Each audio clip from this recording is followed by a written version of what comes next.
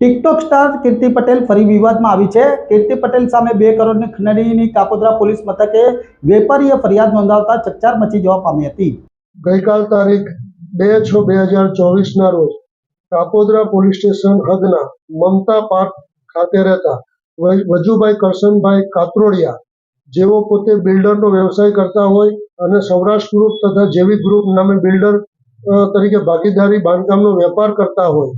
તેઓને અગાઉથી આ ગુનાના આરોપી વિજયભાઈ મંજીભાઈ સવાણીનાઓ સાથે પ્લોટ બાબતે તકરાર ચાલતી હોય, જે અન્વયે વિજયભાઈ મંજીભાઈ સવાણી વિરુદ્ધ અગાઉ પણ કામરેજ પોસ્ટે તથા સરથાણા પોસ્ટે ખાતે ગુનાઓ દાખલ થયેલ અને આ વજુભાઈ કરશનભાઈ કાત્રોડિયાઓએ નામદાર કોર્ટમાં પણ દાવો મૂકેલ, જે તમામ કેસો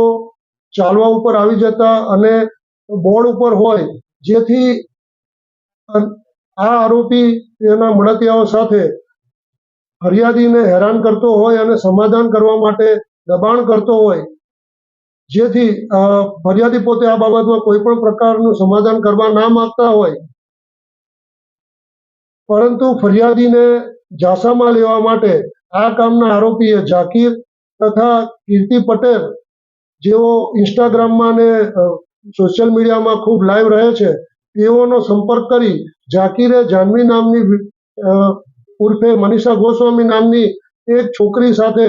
મેળાપીપણું રચી અને અન્ય પોતાના મળતિયાઓ સાથે મેળાપીપણું રચી ફરિયાદીને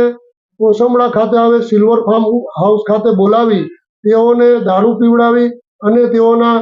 હિડન કેમેરાથી ફોટા તથા વિડીયો ઉતારી તેઓને ધમકી આપી સમાધાન કરવા તેમજ 2 કરોડ રૂપિયા આપવા માટે